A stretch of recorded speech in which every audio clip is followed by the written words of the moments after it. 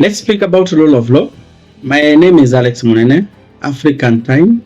This is our fourth episode speaking about African time and how African should transform, or how African has transformed to make sure that it sits on a global power.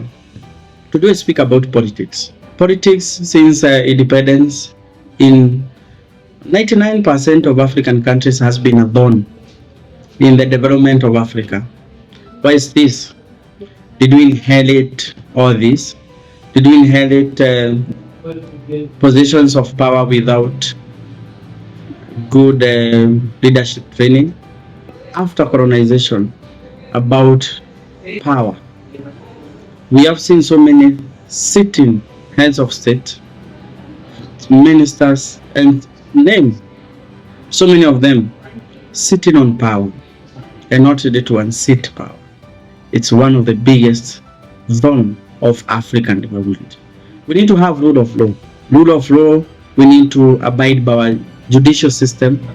We need to abide by our constitutions. Constitution that most of the countries in Africa have done them so well that if followed, the rule of law would stand. But what happens? They remain in papers, and we have leaders who are not ready to follow them. Leaders who are so egocentric. Leaders who do not look at the future, do not look at what we should be fighting for now. So we need to change this. It's to affect everything. It's to affect everything because politics is a backbone of any economy.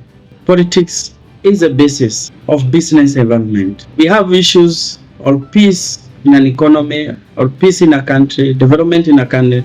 It's all based on politics. So we have to make sure that we have very good systems and the leaders follow the system. It's not something that we should be wait to be pleasured by UN, by AU. It should something that it's inborn, something that we should develop our own because we are looking at the future. So we have constitutional lawfare. Let's abide by our constitution, but we have constitutions that are so old that makes the economy as old in terms of negativity as their constitutions. Some gives leaders 10 years plus for power. Some are indefinite, and where they have to change, they manipulate everything. So we have to make sure that we abide by our constitution, and where the institution or constitution have not developed with times, we need to change that to make sure that we have systems that are working. It starts with the leadership. From any organization, from any family, the leadership has to sit right. The leadership has to behave right. The leadership has not look at themselves as power, but look at themselves as leaders, as team leaders, as drivers of the economy, and that they are working or they have been given a job to work as servants in an economy. It goes without saying leaders do not vote for themselves. So how come they suppress the same people who give them power? It's a big irony. Digital accountability is another factor that has to be looked at. Especially now we have so many youths. Are we digitally accountable? We have seen a lot of issues right now from Kenya to Nigeria, where we have a lot of youths who have gotten into platform and are able to express their feelings about what is going on through digital. But why is there no digital accountability? Why is this? Because of the government systems that we have. Barrier. Most of the countries, for you to run for an elections, from members of parliament, governor, from presidents, there are so many issues of the age limit. Some would go as far as 50. So why give an opportunity to a 50-year-old person to run for a seat, and yet not give an opportunity to somebody who is 35 years? Are they not equally capable?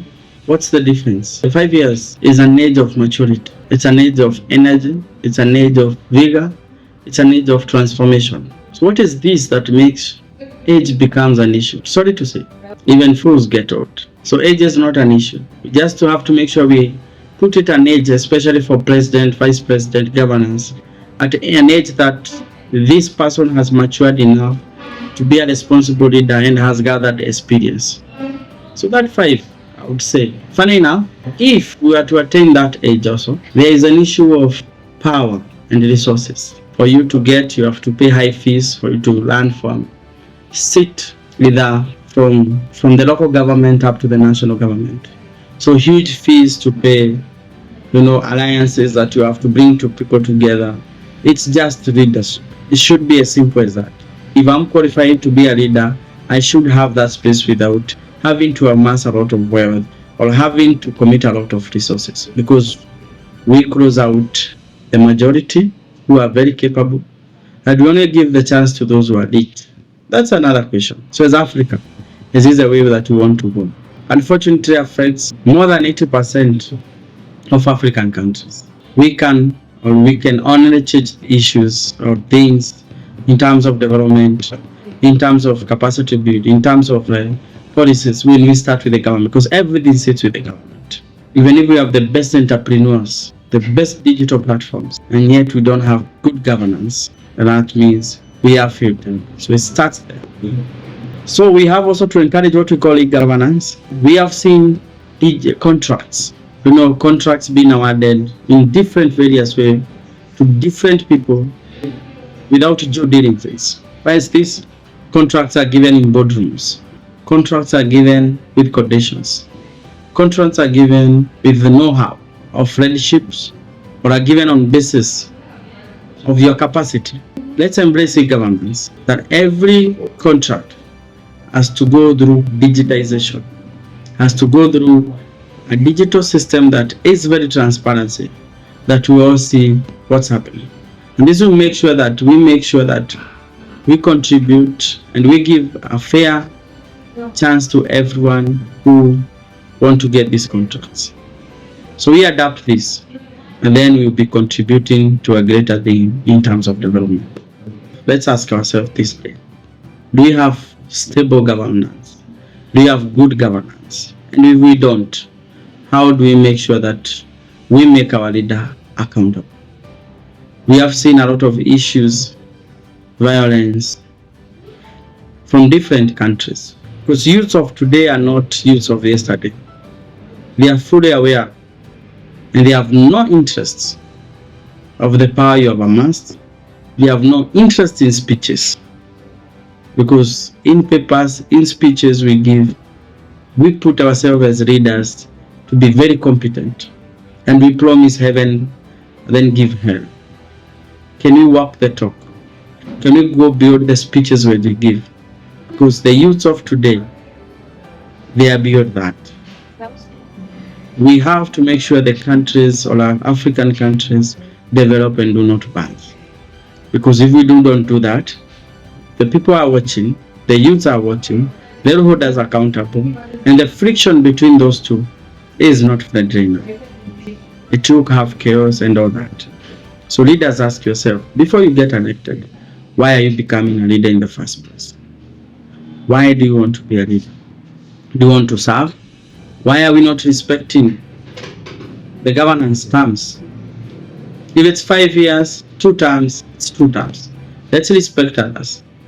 One person cannot have the only capacity to lead among millions of people.